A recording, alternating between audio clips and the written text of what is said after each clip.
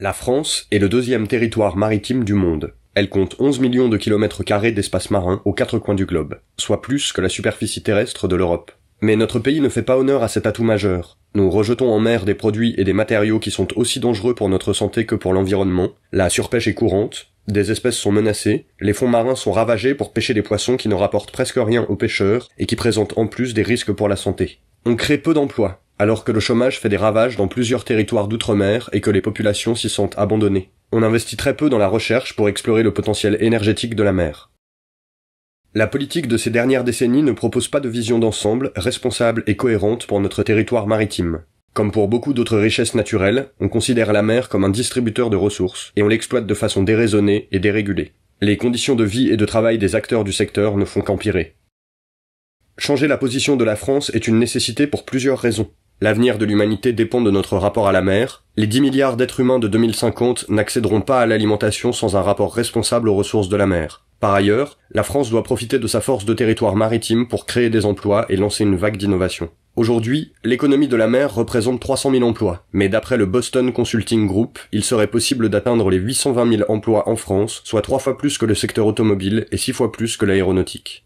L'avenir en commun propose une vision d'ensemble et des mesures concrètes et chiffrées pour que la France profite enfin de sa richesse maritime, de façon pérenne et humaine. Pour l'environnement, en plus de la règle verte, le programme s'engage à développer la pêche artisanale et à réorienter la politique commune européenne pour assurer la gestion responsable des ressources et mettre fin au chalutage en eau profonde. La mer fournit également des ressources pour créer des matériaux écologiques et biodégradables qui peuvent remplacer les plastiques et des sources de protéines équivalentes aux protéines carnées. Côté économie, le développement de la filière navale est prévu, en s'appuyant sur les chantiers existants. Un des objectifs primordiaux est de renouveler la flotte pour qu'elle soit moins énergivore, plus performante et plus sûre. Ce grand chantier sera réalisé exclusivement en France, en utilisant au maximum des procédés et des matériaux écologiques. L'avenir en commun propose aussi de moderniser les infrastructures portuaires et de développer un réseau d'acheminement performant entre les ports français. Les territoires maritimes porteraient également les projets de recherche et de conception autour des énergies renouvelables, comme les éoliennes en mer, l'énergie marémotrice ou les hydroliennes. Cette mesure implique de récupérer les fleurons de la recherche énergétique française qui ont été vendus à des entreprises étrangères par le gouvernement précédent.